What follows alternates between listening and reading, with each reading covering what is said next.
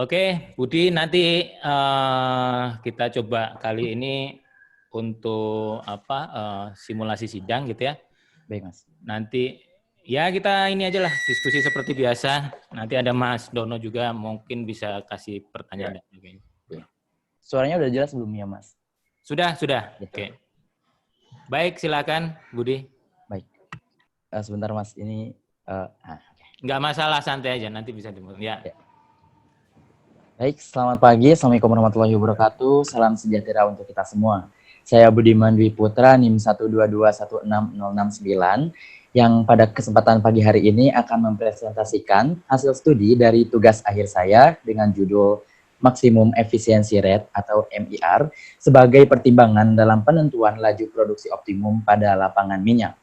Adapun alur presentasi saya pada kesempatan kali ini yaitu dimulai dari latar belakang, kemudian dilanjutkan dengan tujuan, dasar teori, metodologi, hasil dan penelitian, serta ditutup dengan kesimpulan. Studi ini dilatar belakangi dengan adanya permasalahan produksi yang salah satunya dapat diakibatkan karena laju produksi terlalu tinggi atau terlalu rendah. Hal ini diperkuat oleh Piper and Gonzalez pada tahun 1987, di mana dikatakan bahwasannya permasalahan tersebut terdiri dari water conning dan juga sand intrusion. Oleh karenanya, penentuan interval laju produksi optimum sangat penting dilakukan sebagai informasi operator untuk mengontrol laju alir produksi. Interval tersebut terlihat pada gambar pada slide presentasi berikut, di mana untuk lapangan minyak, interval laju produksi optimum dapat memiliki batas kanan yang dapat merupakan laju alir kritis dari water conning dan atau laju alir kritis dari sand intrusion. Sedangkan batas kiri interval merupakan batas ekonomi dari produksi itu sendiri. Dalam penentuan batas kanan laju produksi optimum, terdapat satu metodologi yang lebih spesifik karena mempertimbangkan hubungan antara parameter bawah permukaan dengan parameter permukaan. Metode tersebut adalah Maximum Efficiency Rate atau disingkat dengan MIR. MIR ini diartikan sebagai tingkat produksi harian tertinggi dari suatu sumur tanpa mengurangi ultimate recovery maksimum sumur tersebut. Ini dikemukakan oleh Havlena dan Paxman pada tahun 1966. Namun, Sukobo et al. Pada tahun 2018 mengatakan bahwasannya metode perhitungan MIR yang umum digunakan saat ini masih subjektif dan tidak konsisten, yaitu ketika skala grafik yang digunakan untuk menentukan MIR diubah, maka nilai MIR yang didapatkan pun akan ikut berubah juga. Maka dari itu, penggunaan metode yang tepat dalam penentuan MIR yang konsisten ini sangat penting dilakukan untuk membantu dalam penentuan interval laju produksi optimum. Dalam pengembangannya, metode ini sejatinya telah dikemukakan oleh Sukobo et al. Pada tahun 2018 dan pada studi tugas akhir ini akan dikembangkan, dievaluasi, serta dibahas secara lebih rinci mengenai perhitungan dan secara khusus akan digunakan untuk menentukan laju produksi optimum pada lapangan minyak.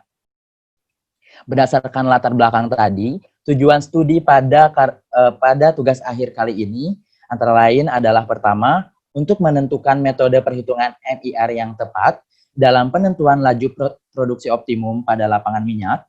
Tujuan kedua adalah untuk menghitung nilai MIR pada sumur minyak BDP di lapangan X. Serta tujuan ketiga untuk menentukan interval laju produksi minyak optimum pada sumur BDP berdasarkan metode yang telah ditentukan.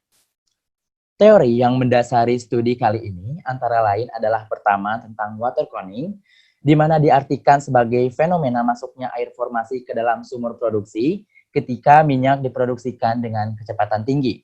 Ini didefinisikan oleh Rajan pada tahun 1993, dan untuk menentukan laju alir kritis terjadinya water conning dapat menggunakan beberapa persamaan. Salah satunya adalah persamaan Chevron yang juga akan digunakan dalam penentuan water conning pada studi kali ini. Yang kedua adalah mengenai sand intrusion. Petroleum Engineering Handbook volume 4 mengatakan bahwasanya sand intrusion ini menunjukkan kegagalan formasi reservoir serta menyebabkan pasir mulai berproduksi pada sumur karena terlalu tingginya laju alir fluida produksi yang tercermin dari tekanan drawdown kritis saat sebelum terjadinya sand intrusion. Dan yang ketiga adalah tentang maksimum efisiensi rate. Krauss pada tahun 1937 mengatakan bahwasannya MIR ini saat pertama kali dikenal digunakan untuk perencanaan alat dalam mengendalikan produksi yang berlebihan dari sumur minyak. Kemudian, Havlena dan Paxman pada tahun 1966 mengartikan MIR sebagai tingkat produksi harian tertinggi dari suatu sumur tanpa mengurangi ultimate recovery maksimum sumur tersebut. Selebihnya, Sukobo et al. Pada tahun 2018 mendefinisikan MIR sebagai laju produksi optimum hidrokarbon sebagai batasan kerusakan reservoir yang dapat mengurangi nilai ekonomi dari reservoir tersebut. Metode yang kerap digunakan saat ini menurut Sukobo et al. Pada tahun 2018 masih bersifat subjektif. Hal ini terlihat dari kedua plot grafik yang dilakukan pada penelitian Sukobo pada tahun 2018 di lapangan minyak Niger Delta, di mana kedua grafik ini memiliki atau menggunakan data yang sama serta plot grafik yang sama, namun dengan skala yang digunakan pada tubing head pressure berbeda. Di mana di sini terlihat bahwasannya terdapat perbedaan nilai MIR yang dihasilkan. Dan tentunya di sini Sukobo mengajukan sebuah metode yang sudah memperbaiki kesalahan tersebut, yaitu dengan mempertimbangkan hubungan antara tubing head pressure, bottom hole pressure, ukuran choke, serta kecepatan produksi itu sendiri. Metodologi yang digunakan pada studi kali ini secara garis besar digambarkan atau dijelaskan pada diagram alir penelitian pada slide presentasi. Aplikasi yang digunakan antara lain adalah Multi-Phase Flow Simulator sebagai simulasi utama, CMG Builder untuk menentukan jangka waktu produktif sumur, dan juga untuk menentukan kumulatif produksi untuk menganalisis secara ekonomi, serta Microsoft Office Excel untuk mengolah semua hasil simulasi sehingga datanya dapat dianalisis.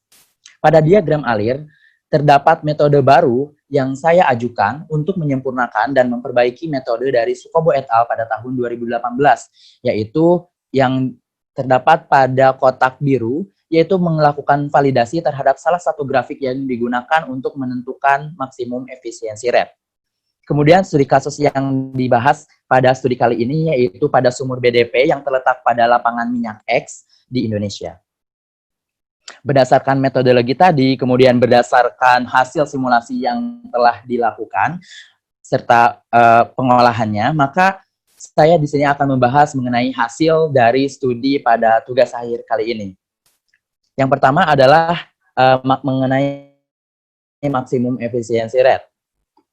Di mana di sini pertama-tama saya melakukan analisis atau analisis terhadap hubungan antara THP dengan BHP yang saya lakukan dengan cara memplot grafik THP versus BHP pada sumur BDP dengan melakukan sensitivitas water cut yang berbeda, 0%, 10%, dan juga 20%. Dari hasil plot, maka dapat diketahui hubungan antara THP dengan BHP yang ditunjukkan dengan persamaan polinomial pangkat 2 dengan koefisien korelasi mendekati 1.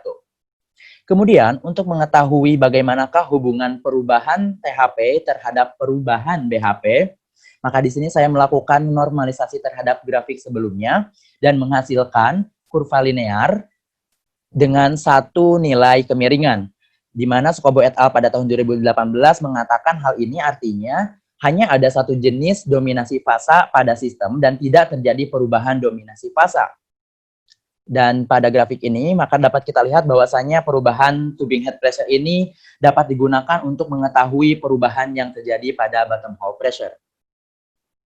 Selanjutnya, berdasarkan Gilbert correlation, tekanan bawah sumur atau bottom hole pressure ini memiliki hubungan berbanding terbalik dengan nilai ukuran choke yang digunakan. Maka, untuk menggambarkan perubahan pada bottom hole pressure berdasarkan tubing head pressure, kita perlu melihat terlebih dahulu hubungan antara perubahan ukuran choke terhadap perubahan tubing head pressure itu sendiri. Maka dari itu saya memplot grafik hubungan antara DTHP dengan ukuran choke. Grafik yang dihasilkan ditampilkan pada gambar di sebelah kanan slide presentasi. Namun bisa kita lihat terdapat sebuah ketidakstabilan pada perubahan THP ketika ukuran choke di 12/64 inch maksudnya. Maka dari itu saya menawarkan metode baru, yaitu melakukan validasi terhadap grafik DTHP versus ukuran chalk yang telah diplot dengan menggunakan korelasi aliran yang berbeda. Hasil validasi tersebut dengan metode baru yang saya tawarkan adalah sebagai berikut. Di mana di sini saya melakukan validasi dengan menggunakan persamaan dari Hagedorn and Brown. Pada hasil simulasi atau hasil plotan grafik ini terdapat dan terlihat ketidakstabilan yang sama pada korelasi yang berbeda. Namun perbedaannya adalah ketika kita menggunakan korelasi Hagedorn and Brown, perubahan THP yang terjadi sangat kecil dan drastis. Namun pada interval bukaan chalk yang sama. Maka di sini dapat diasumsikan ukuran chalk pada interval tersebut tidak stabil, dan di sini saya menganalisis bahwasanya kestabilan bukaan chalk yang akan menghasilkan perubahan THP yang stabil itu mulai pada ukuran 16/64 inch. Dan berdasarkan hasil tersebut, selanjutnya saya akan menentukan ukuran chalk kritis saat perubahan THP yang terjadi adalah yang paling besar untuk digunakan sebagai penentuan MIR, yaitu pada interval 27/64 sampai 28/64 inch. Selanjutnya adalah berdasarkan hasil simulasi, dibuatlah plot grafik hubungan antara laju alir dengan ukuran chalk pada sumur BDP, yaitu ditunjukkan pada gambar pada slide presentasi.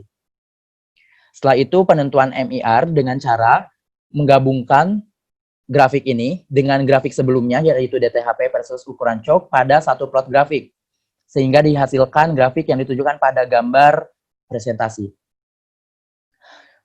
Menurut Scobbo et al. Pada tahun 2018, nilai maksimum efisiensi rate adalah besarnya laju alir pada ukuran chalk kritis dengan perubahan THP paling besar.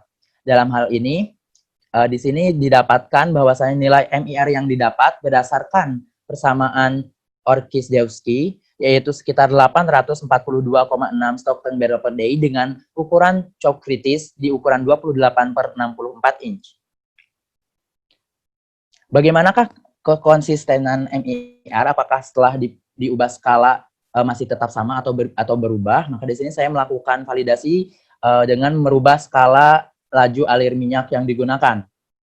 Terlihat pada dua grafik ini bahwasanya walaupun skala yang digunakan pada penentuan maksimum efisiensi rate diubah, namun nilai atau hasil perhitungan dari maksimum efisiensi rate ini masih tetaplah sama, yaitu di angka 842,6 Stockton barrel per day. Dapat dikonfirmasi bahwasanya metode yang diajukan telah konsisten.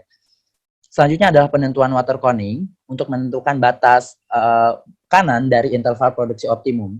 Berikut merupakan masuk input data untuk menghitung water coning, dan asumsi yang digunakan adalah water oil contact terdapat tepat setelah zona air perforasi, karena tidak diketahuinya data mengenai letak aquifer dari sumuran, dari formasi.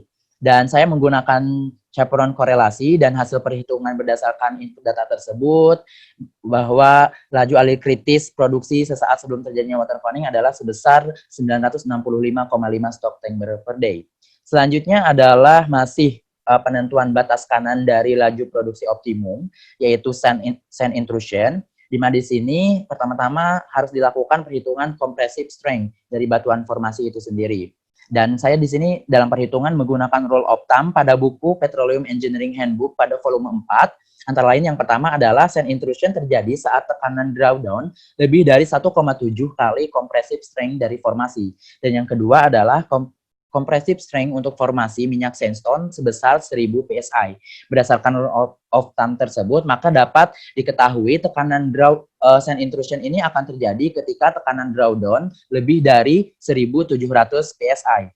Namun, karena tekanan reservoir pada sistem yang dibahas pada studi kali ini adalah sebesar 1480 psi, maka dapat disimpulkan bahwasanya sand intrusion ini tidak akan terjadi pada kondisi operasi berapapun. Selanjutnya adalah untuk menentukan batas kiri dari laju produksi optimum. Di sini saya melakukan ekonomi analisis, di mana di sini pembiayaan yang saya jadikan konsiderasi antara lain adalah biaya pemboran termasuk kompresi, kemudian sewa fasilitas produksi, toll fee, general and administration, dan juga biaya untuk plug and abandonment well. Saya menggunakan eh, sensitivitas atau misalnya menggunakan harga minyak yang berbeda dalam perhitungan. Ada 6 nilai di sini, namun karena mempertimbangkan kondisi harga minyak sekarang, saya lebih menggunakan perhitungan dengan menggunakan harga minyak di $40 per barrel oil. Berdasarkan hasil perhitungan, maka batas ekonomi produksi sumur BDP ini adalah sebesar 219.728 stok tank barrel atau dengan produksi harian sebesar 60,2 stok tank barrel per day. Setelah batas-batas tersebut ditentukan, kemudian nilai MR tersebut ditentukan, maka di sini saya akan membuat atau menentukan laju produksi optimum dari sumur BDP. Terlihat pada grafik di sebelah kiri slide presentasi, merupakan hasil plot grafiknya dengan batasan yang telah didapat tadi, yaitu batas kiri merupakan ekonomi limit dari produksi 60,2 barrel per day, dan batas kanan itu sebenarnya ada dua pilihan, yaitu laju kritis dari water conning dan juga maksimum efficiency rate. Di sini saya untuk mengurangi kerugian dari produksi atau ya memperkecil kemungkinan terjadinya permasalahan produksi, maka di sini saya menggunakan rate yang lebih kecil, yaitu maksimum efficiency rate di angka 842,5. Hasil grafik atau hasil penentuan laju alih produksi optimum ini dibagi menjadi 4 zona, yaitu abu, zona biru, zona hijau maksud saya, zona kuning, dan zona merah. Zona abu ini mendeskripsikan bahwasanya laju alir ini jika diproduksikan itu sudah tidak ekonomis lagi. Zona hijau menggambarkan laju alir produksi minyak yang optimum. Zona kuning memperlihatkan bahwasanya laju alir yang dioperasikan masih bisa diproduksikan, namun harus mempertimbangkan terjadinya water conning pada sumuran. Dan zona merah adalah produksi yang jika dioperasikan itu akan menyebabkan water conning pada sumur. Maka berdasarkan pembahasan hasil tadi dan juga berdasarkan tujuan, saya dapat menarik 3 poin kesimpulan pada studi tugas akhir kali ini, yaitu yang pertama, metode MIR yang tepat adalah sesuai dengan penelitian dari Sukobo et al. Pada tahun 2018 dengan solusi baru pada studi ini, yaitu validasi pada grafik DTHP versus ukuran cok untuk memastikan kestabilan dari perubahan THP pada ukuran cok yang digunakan. Kesimpulan kedua, yaitu nilai maksimum efisiensi rate pada sumur BDP di lapangan X adalah sebesar 842,6 stok tank barrel per day, dan menggunakan persamaan aliran dari Orkiszewski dengan ukuran cok kritis, yaitu sebesar 28/64 inch. Serta poin kesimpulan terakhir adalah interval laju produksi optimum pada sumur BDP memiliki batas kiri yang merupakan batas ekonomi produksi sebesar 60,2 barrel per day, sedangkan batas kanan dari interval tersebut adalah nilai dari MIR sebesar 842,6 stok tank barrel per day. Sekian itulah dia presentasi studi dari tugas akhir saya. Sekian yang dapat saya sampaikan. Jika ada pertanyaan, saya persilakan. Oke, good Budi. Ini waktunya saya lihat sekitar 16 menit ya. Mau Mas Dono dulu atau aku dulu, Mas? Speakernya, Mas, mic-nya nggak kedengaran. Mic-nya. Silakan, sampaikan dulu. Ya, Oke. Coba kita lihat dari pertama slide-nya coba. Dari yang halaman pertama tadi ada beberapa jadi. Ya, Mas. Nah, kalau Minda coba slideshow dulu. Satu enter ya, Mas. Gitu. Coba sekarang 10 dulu, 10 enter. Oke. Nah, sekarang coba 1, tekan 1, enter. Nah, kalau ini berarti kan nanti nomor 2 ya, gitu. Ya. Oke, pelan-pelan yuk ke bawah yuk. Ya. Ada tadi yang berapa saya note. Oke, terus. Oke. Ini kalau nggak salah dulu yang kirinya ada ya, yang di posisinya sekarang maksimum efisiensi rate aja sih, Mas. Oke, ya udah berarti kamu ngomongkan aja ya ininya ya. Iya. Oke. Nah, ini sebenarnya kalau ini yang Piper and Gonzalez itu paper SPI. Iya, di SPI. Oke. Kalau misalnya ini mungkin akan lebih bagus lagi kalau misalnya dimasukkan ke di situnya nomor berapa gitu loh. Tapi nggak mesti di kotaknya itu, tapi bisa aja di bawah gitu loh. Ada bintang 1, ini berapa gitu ya. Baik Mas, tapi tidak perlu disebutkan lah. Nggak perlu. Jadi hanya nomornya aja, misalnya itu di situ, di terakhirnya itu yang di terakhir setelah dalam proses eksploitasi, mungkin bisa disebutkan paper nomor berapa gitu. Oh iya. Ya. Ya. Kalau SPI ya, kalau SPI. Ya, Oke, Mas. next.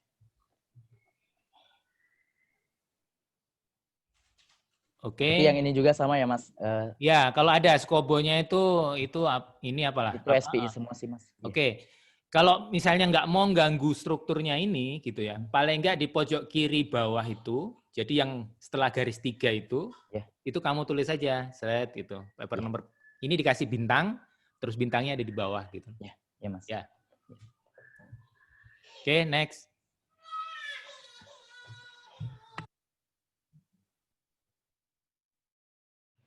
Oke, next. Nah, ini kan kamu pakai water conning. Water conning punyanya Caperon. Caperon juga ada papernya kan, gitu loh. Iya. Ya.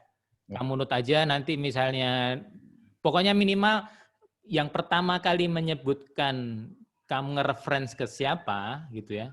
Nah, itu dituliskan di sinilah, gitu. Baik. Jadi nggak akan ada pertanyaan atau apa gitu loh.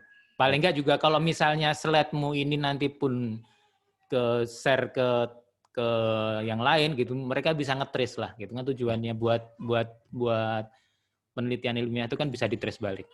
Oke, next.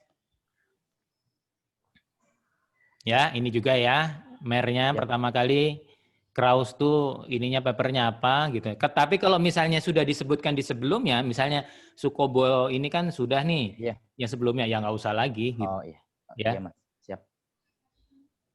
Oke, terus.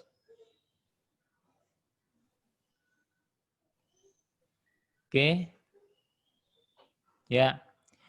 Lah, ini yang digunakan tuh kalau CMG Builder itu kan buat bikin tuh. Kalau ngerannya kan kamu pakai IMAX atau pakai kan pakai IMAX kan gitu ya.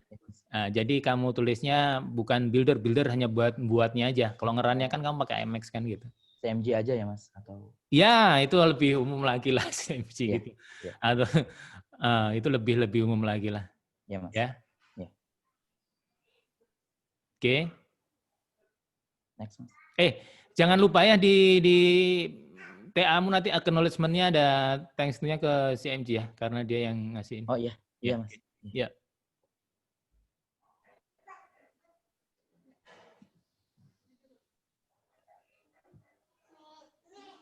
Oke, good. Udah lebih bagus dari yang kemarin. Ini Gilbert, jangan lupa ya. Ya Mas.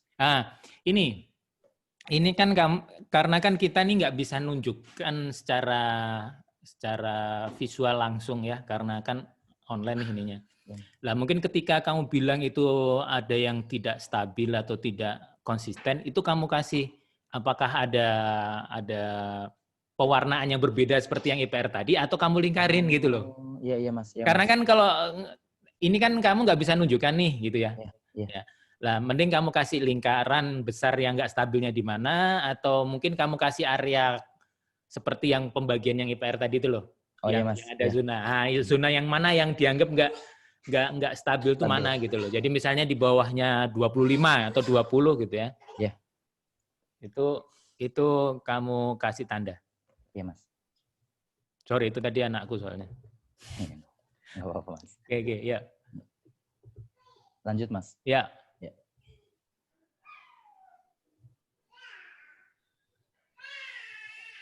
Orkisweski, Hekerdonian Brown, oke. Oke, ya.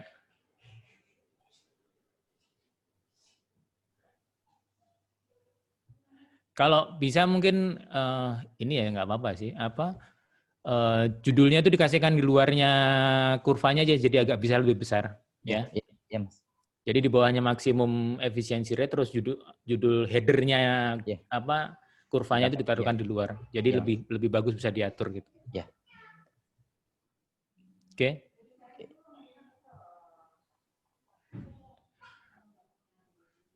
Oke.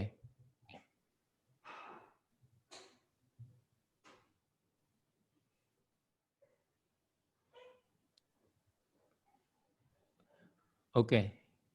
Ini kalau misalnya nanti coba kembali. Kalau misalnya kamu udah nyiapkan jawaban belum? Kalau misalnya itu yang nggak stabil yang biru itu gitu ya? Iya. Itu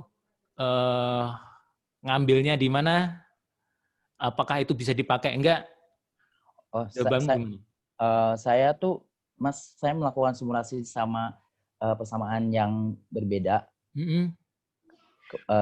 Saya kemarin pakai Bax and Brill, soalnya ternyata errornya tuh lebih kecil daripada si Orkies-Dewski. Site berapa ya, bentar. Nah, ini. Oke. Ternyata pakai Bax and Brill pun nggak stabil. Kalau menurut saya sih ini tidak stabilnya ini bukan karena persamaan, Mas, tapi karena benar-benar saat si bukaan coknya tuh di interval segitu tuh si perubahan THP-nya tuh emang nggak stabil gitu, jadi drastis perubahan, beda sama yang lain. Itu sih kalau menurut saya, Mas, tapi kurang tahu. Oke, sekarang gini, kalau misalnya nanti pertanyaannya gitu ya, kenapa kok ya kan pasti biasanya dikejar ya.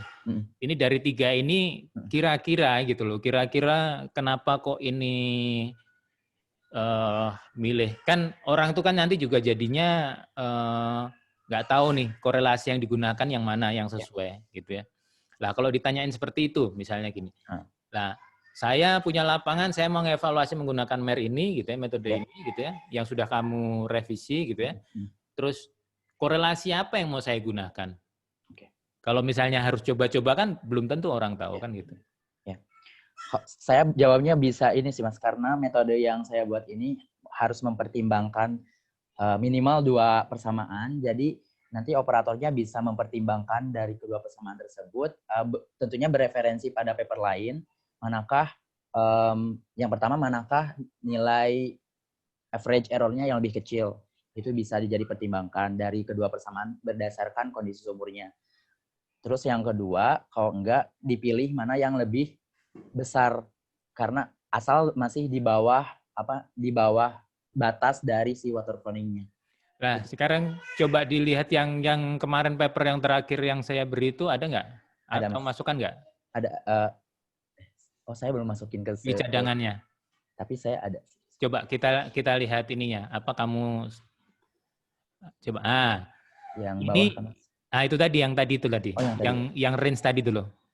Itu kan ini cluster ya, cluster. Nah, ini. Ini sebenarnya bisa aja nanti kalau misalnya ada pertanyaan yang menjurus ke situ misalnya gitu ya. Karena kan yang jadi masalah itu tidak semua sumur itu punya apa ya istilahnya? Data tes sumuran profile pressure versus kedalaman kan gitu ya.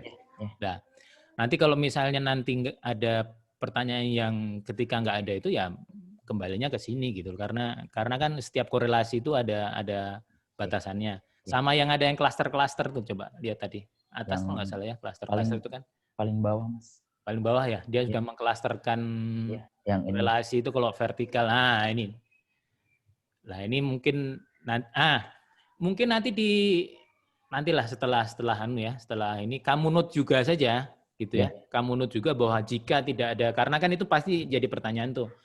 Karena kalau misalnya korelasinya itu ada data tesnya antara bottom hole sama wellhead, itu biasanya nanti kan bisa di-matching-kan. Iya, Mas. Lah kalau misalnya nggak ada, ya bisa pakai ini gitu aja gitu. Ya, Mas. Oke. Ya udah, kembali lagi coba ke tadi. Yang tadi yang sampai mana ya? Tadi 3 tadi, ya. Itu saran, Mas. Oke, ya udah coba slide mana tadi ya? Yang tadi itu baru sampai sini. Oke, ya slide dulu coba. Oke. Ya, hal yang kadang kelupaan. Di persamaan itu kan ada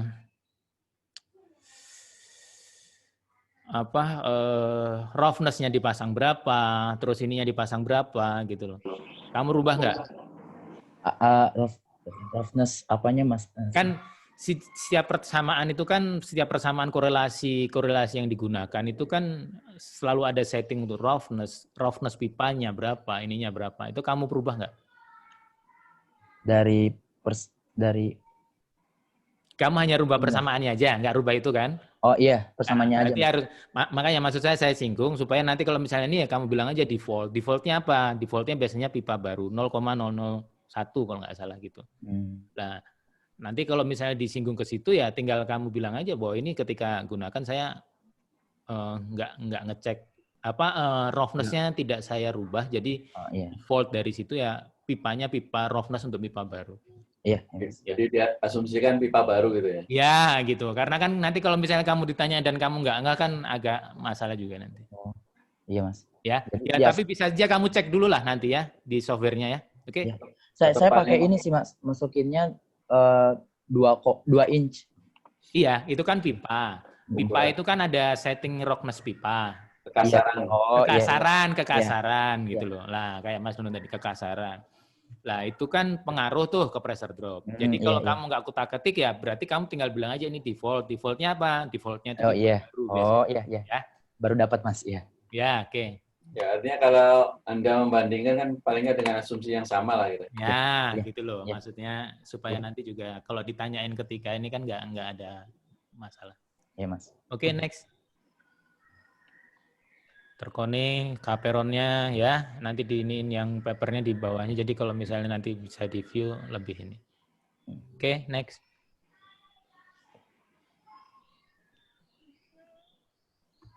Oke, ya. Sebelumnya coba. Ini di kalau nggak salah itu di Petroleum Handbook-nya itu bukan sand intrusion. Yang di atas itu yang Petroleum Rule of Thumb-nya itu PH-nya itu di dalam kurung kasih aja sand problem itu kan itu subbabnya kalau nggak salah sand problem atau apa. Oh iya. Jadi yang Rule of Thumb pada buku Petroleum Handbook itu kalau nggak salah di subbabnya itu sand problem. Jadi mungkin kamu kasih kurung aja sand problem. Oh iya Mas. Ya. Ya. Nah, drought ini juga tadi saya ini. Jadi compressive strength yang 1000 itu sebenarnya kita mengasumsikan.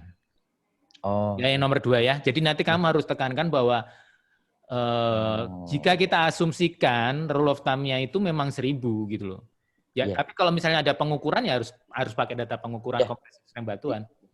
Jadi 1000 itu asumsi kamu. Jadi kamu tadi soalnya compressive strength langsung bilang 1000. Iya. Ya? Iya Mas, iya. Iya Mas. Siap. Iya kan? Iya. Oke, good. Next. Oke, nanti urusannya Mas Dono lah. Terus bahas kesimpulan dulu lah. Ini. Nanti jika ada pertanyaan, ini kan kebetulan mernya itu di kiri, water connecting-nya di kanan. Kalau misalnya dia ke kiri gimana? Lebih kiri daripada mer, yang dipakai yang mana? Yang water connecting Mas, tetap. Jadi ini pertimbangan aja. Oke, berarti kamu juga singgung. Kalau batas kanan itu yang dipakai yang paling kecil, kalau batas kiri itu yang dipakai yang paling besar. Iya. Oke, ya, good. Simpulan. Lah, saya agak ini yang nomor 1 nih gitu ya. Nomor 1 nih kan apa ya? Atau pada kasus ini. Bukan Mas, ininya tuh belum ini gitu loh Mas. Kesimpulannya tuh ngambang gitu loh. Jadi kelihatan kayak ininya tuh bukan khusus tapi dia tuh umum gitu loh. Iya. Padahal kan sudah ada paper. Iya, gitu loh. Nanti dipikirnya itu sudah ada gitu loh yang ini. Jadi padahal ini hasil olahanmu kan beda nih gitu. Jadi iya, kalau ini kan kamu hanya men-state bahwa Sukobo itu bilang seperti itu gitu loh. Nah, sebenarnya kamu bilang aja yang sebelumnya itu tidak konsisten. Iya, Mas. Jadi tergantung dari plotnya kan gitu. Iya. Ya kan? Nah nanti karena kalau ini kelihatannya sih sepertinya kamu hanya ngomong bahwa yang Sukobo itu kayak gitu dan solusi ini validasi dan sebagainya. Lah, mending kamu bilang pada penelitian sebelumnya tentang MER gitu bahwa kurva yang digunakan itu tidak konsisten istilahnya hasilnya gitu loh. Nah, jika berubah skalanya itu akan berubah kan gitu. Nah, itu nanti ini metode saya ini memperbaiki metode itu gitu. Iya, Mas. Ya. Iya. Atau langsung itu langsung dikatakan tadi ketidakstabilan pada metode ini dapat diberikan solusi dengan cara bla bla bla yang Anda. Betul. Setuju aku sama Mas Dono. Jadi Ya. langsung disebutkan aja bahwa ininya seperti apa, yang kamu solusikan seperti apa. Ya, ya Mas. Ya. Ya. Nah, interval maksimum. Oke. Lah, sebenarnya itu kan maksimum efficiency rate itu kan yang sebelah kanan itu kan sebenarnya hanya Koning sama send problem ya, yang kanan kan harusnya kan gitu. Oh ya, kembali lagi.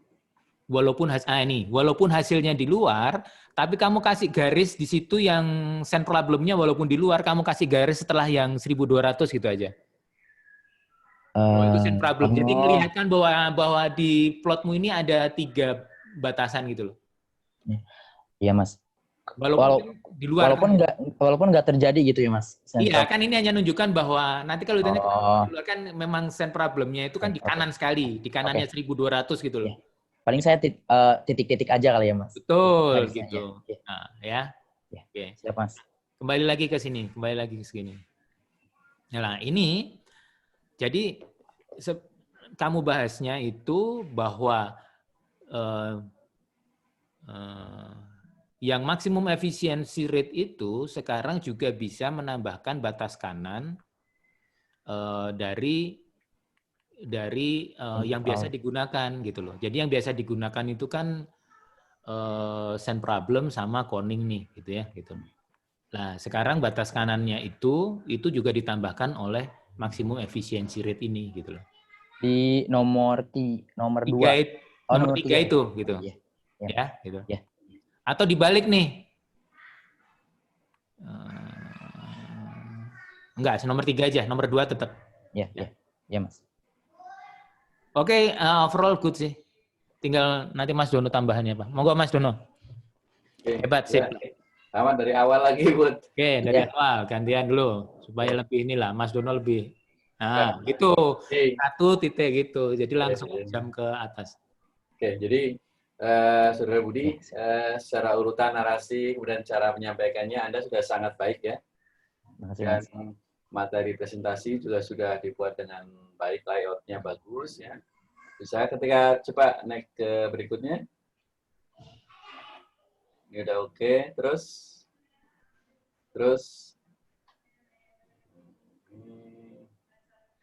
oke, next. Nah, ini mungkin hal kecil sebenarnya ya. Penggunaan tanda titik di akhir kalimat nanti ditambah ya. Iya Mas. Itu aja. Ya. Itu 1, 2, 3. Terus next.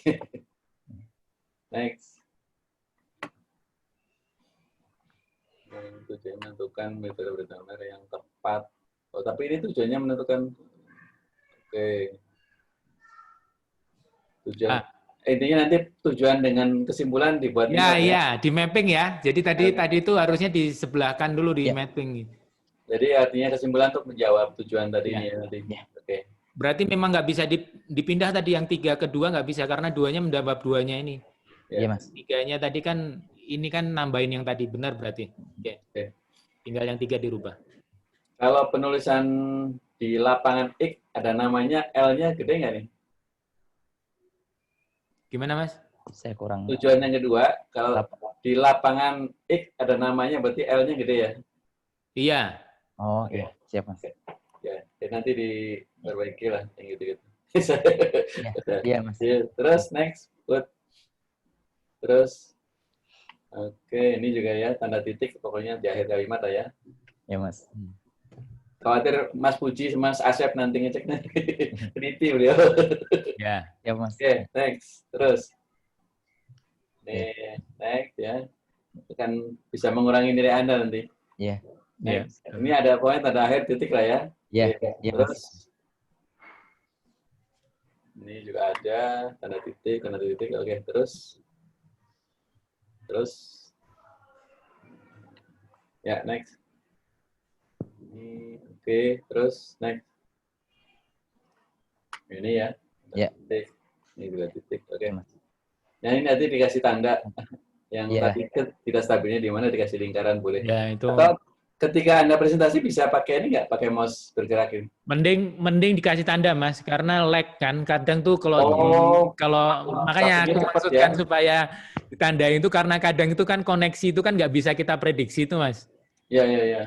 Kadang, Daripada nanti putus-putus terus kita bikin lingkaran tapi hanya bikin putus-putus kan nggak kelihatan tandanya. Mending iya, iya. ditandain aja udah. Tandain aja, dikasih lingkaran. Ya, oke. Next, good. Iya. Oke, next ya. Ini tambah tanda titik lah ya. Iya, Terus siap, Mas. next. Ini oke, ini kan kelihatan ya. Oke, next. Terus, nah ini yang apa? Input data perhitungan water coning ini, nah kalau bisa nanti dibuat datanya di sesuai rapi ya. Ya. Yang lain udah bagus, ini aja.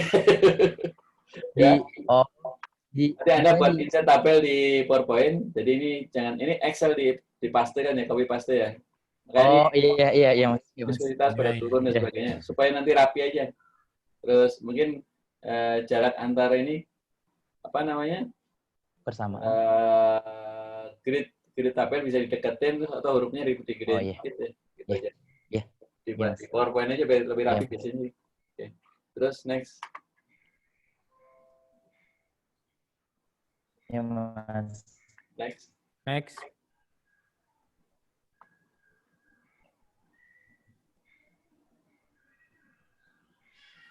Nah, ini juga nanti kan ini grid di apa?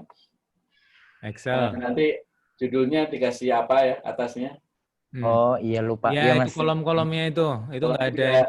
ada yang paling kiri kan nggak rapi ya. Terus Ya. nah ini tulisin nomor. Terus Iya. yang dua apa keterangan atau apa? Yang Iya, Mas. kolom Iya, dua, Mas. kolom tiga satuan atau unit atau satuan. Iya. Kolom empat apa? Terus yang dikasih Header-nya juga ini header. Iya. Ya, Iya, Mas. header-nya. Iya. So, terus ini jarak antar grid ini kan kosong banyak ya supaya lebih ini efektif. Padetin aja ya, Mas. Yang nomor itu juga sebelah kiri itu terlalu panjang juga. Ya. Oke, terus. Oh iya ini aku lupa ya. Jadi di belakang koma. Jadi gini, ini yang membedakan antara koma sama titik gitu ya. Antara ribuan sama satuan gitu ya. Supaya jadi aturannya itu adalah kalau misalnya dia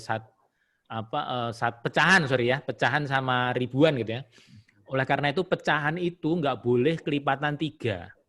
Ya, jadi nanti yang di depan tuh kamu cek. Karena nanti kalau misalnya kan kadang titik sama koma tuh nggak kelihatan tuh. Jadi kalau misalnya 219 ini kan oke lah 3 berarti walaupun aku nggak ngerti itu kamu ini, aku ngerti langsung itu ribuan. 219.000. Lah kalau dianya itu pecahan itu nggak boleh kelipatan 3. Jadi kalau nggak 2 itu 4 gitu ya.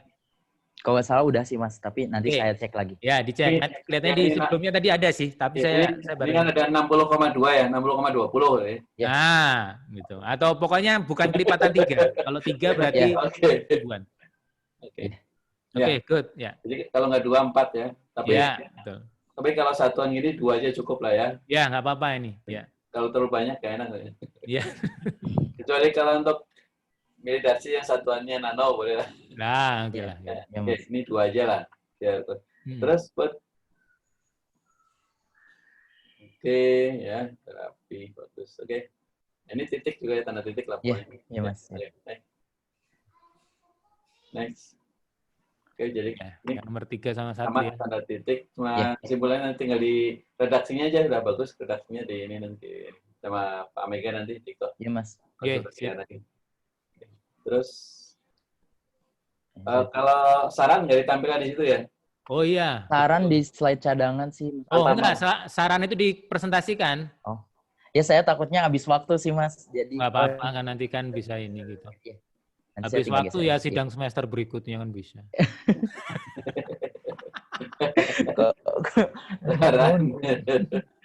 Oke.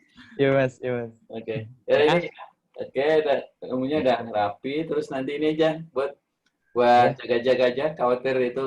Tadi saya menghindari itu aja, menghindari koreksi-koreksi kecil karena Anda udah bagus ya. Nyampein udah bagus, slide-nya udah dibuat bagus ya. Tinggal kalau tadi ada tanda-tanda titik yang kurang sayang. Iya, Mas. Buat mengurangi nilai Anda. Kemudian saran sudah. Nanti dicoba ini nggak boleh, misalkan ketika orang misalnya bertanya, coba Anda coba untuk rate yang berbeda-beda, tapi dibuat sensitivitas yang sangat banyak ya. Kira-kira ketidakstabilan bisa saja ya terjadi pada job berapa dan di mana pada rate berapa. Nanti dari situ mungkin Anda bisa buat, wah ini mah disertasi lah. Atau Ya, Mas tapi Dono, Anda kalau punya waktu bisa dicoba ya pada Iya, rate Mas. berapa aja yang kira-kira menyebabkan ketidakstabilan pada job tertentu. Oh iya Mas, iya Mas. Kira itu aja udah bagus sekali, Bud. Ya, Iya, Mas. nanti. Terima kasih Mas. Ya. Oke, udah good kok. Sip. Ya, nanti mungkin kalau coba slide cadangannya. Ini. Oke, terus. Ini yang watercooling, ini roll of thumb dan asumsi batas ekonomi. Yang ini dari Mas Dono. Ya, oke, good. Terus sama daftar pustaka. Apa ini dinaikin aja Mas atau di cadangan? Daftar aja? pustaka itu juga dimasukkan. Oh, daftar pustaka masuk presentasi. Masuk. Jadi yang terakhir setelah saran itu langsung daftar pustaka. Nanti ditunjukin aja ya Mas. Ya, Ini daftar ditunjukin pustaka. aja. Ini apa yang saya gunakan ini gitu. Nggak usah dibaca ya. Saran. Oke. Iya Mas. Oke. Tadi ya yang paper tadi ya, masukin. Iya Mas. Mas Dono ada masukan lagi Mas Dono? Udah, cukup. Oke, good lah ya. Good, Jadi good, bagus. Iya Mas, makasih Mas. tinggal nanti kita finalisasi aja, nanti nunggu jadwalnya aja. Iya Mas. Oke. Mas, untuk jadwal saya sepertinya cuma bisa pagi sih Mas. Oke, ya udah nanti kan atau nanti kan barengan beberapa ya. Tapi nanti aku set kalau bisa pagi lah. Karena Tapi kan ya untuk hari bisa sih semua. oke, ya sudah. Pagi itu sampai jam berapa kamu bisanya? Sampai duhur, maksudnya lewat jam 1 tuh udah nggak bisa. Oke. Ya, Ada. saya magang Mas. Iya. Oke. Oh gitu. Kamu magang di mana emangnya? Ada di startup geothermal gitu Mas. Oh, sip lah. Iya. Kena royalti kamu uang dengar nih. Ya udah nanti saya set dulu lah ya. Nanti kan barengan. Nanti kalau soal jadwal sih mungkin ini nanti kita ini kan. Iya Mas. Udah, good lah. Oke Mas Dono, thank you ya. Tes ya. Oke, ya.